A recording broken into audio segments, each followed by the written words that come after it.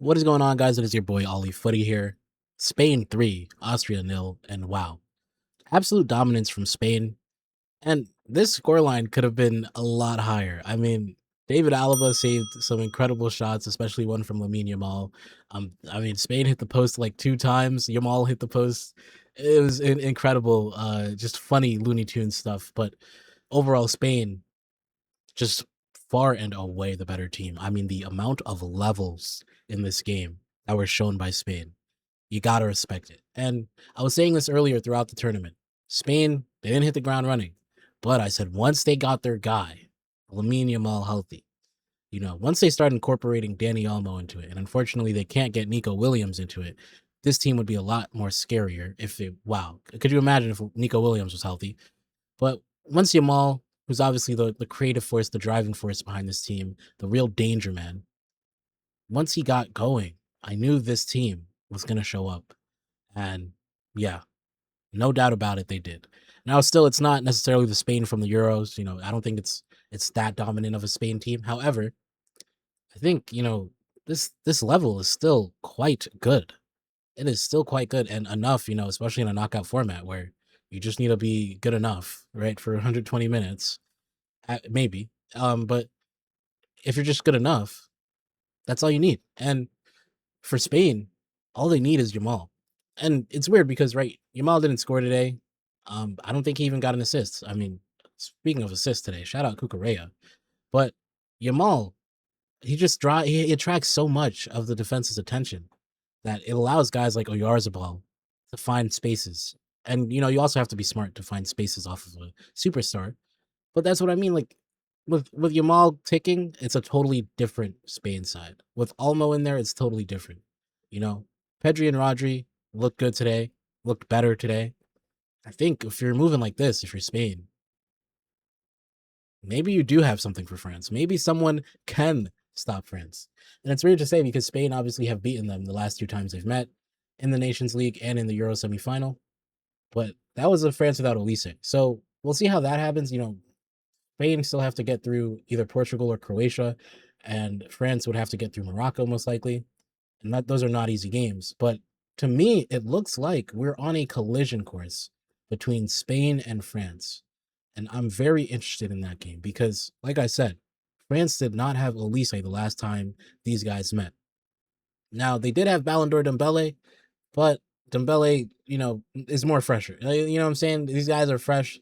They're here for the tournament. It's not, Dembele and Doué coming off of a Champions League final 2 or 3 days before. You know what I mean? So I'm very interested to see how those two teams go head to head because they're kind of total opposites in a way. In a sense of like they're both free flowing, they're fun teams, but I think Spain, it's a lot less individual brilliance compared to France, right? Where obviously France have a great connection, they play great relational football as well, but I mean they also have 3 of the top 5 attackers in the world, right? So it's a different kind of way of playing, I think. So I really want to see how that game goes down, and I hope we do get that game. With all due respect to Portugal, I just don't see it. So yeah. As far as today's game though, Spain dominant, pretty much coasted after those 2 goals. I mean, Austria didn't really have a chance. The level of attacker up front for them, Gregorich and Arnautovic came in as well. It's just not it's not like Spain, Oyarzabal, very crafty. That's why he's been Spain's starting striker for so long now.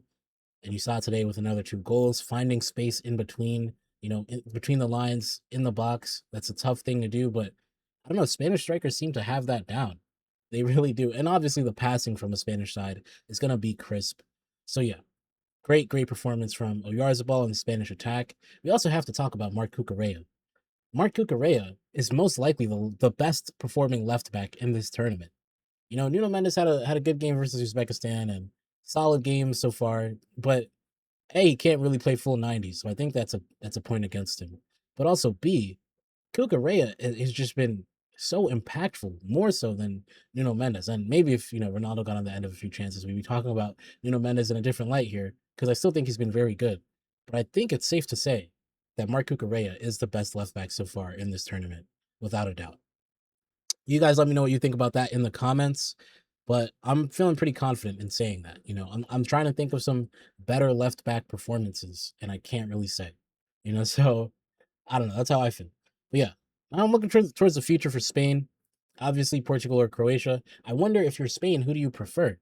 Because I think this Portugal side is a lot better equipped to handle Spain than Croatia.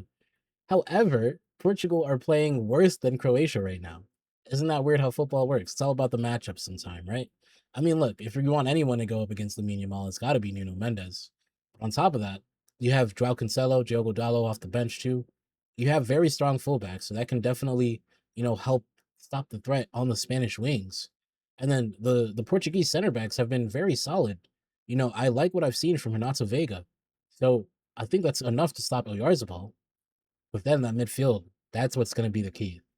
Rodri and Pedri and Danny Olmo versus Raul Neves, Bruno Fernandes, and Vitinha. And that's really what's going to be the key there. But I trust that midfield to do more against the Spanish midfield than the Croatian midfield. With all due respect to Luka Modric and all he's contributed to the game. So I would love to see Portugal and Spain. I don't think that's going to happen. I guess this is a little bit of a mini prediction here. I do think Portugal will go out to Croatia. But if they don't, all of a sudden, that game is so enticing. Because if Portugal do beat Croatia, I mean, that's enough for me to have confidence in them to possibly do the business versus Spain. You guys let me know what you think, man. I think that's going to be a cracker of a game. But as far as today goes, as far as today's match goes, Spain, everyone stepped up, everyone delivered. Solid at the back. Kubarsi was good today. Aymeric Laporte was good today. Unai Simon was good. Pedro Porro got himself a goal. Like I said, the midfield was very, very good. So we'll see how they go further along in this tournament. But I think this is always a formality. And yeah, we'll see if they get Portugal or Croatia. I think if you're Spain, you're hoping Croatia. I really do. Because I think this Portuguese side might have something for Spain. But if Spain do get past Portugal, then Spain might have something for France. So it is what it is. And then one more thing I want to touch on before we end this video is, what are Lamine Yamal's Ballon d'Or chances? Like, if he wins the World Cup, is he outright Ballon d'Or winner? I'm not exactly sure.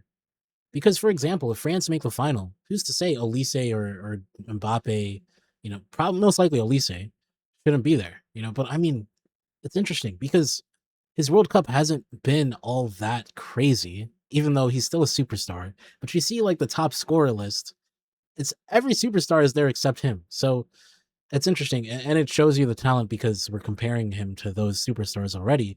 But I think if Spain win and he doesn't, get the output that some of these other superstars have had, does he win the Ballon d'Or? I'm not sure. I mean, look, I think he still has a great chance to win it if they win, but they gotta win, So it's interesting, man. Not only is the World Cup about being world champion, but it looks like the World Cup is the Ballon d'Or race itself, which is going to be very, very fun to follow. Thank you guys yet again so much for watching. It's been your boy, Ollie Footy. Make sure you follow, like, and subscribe. Until next time, we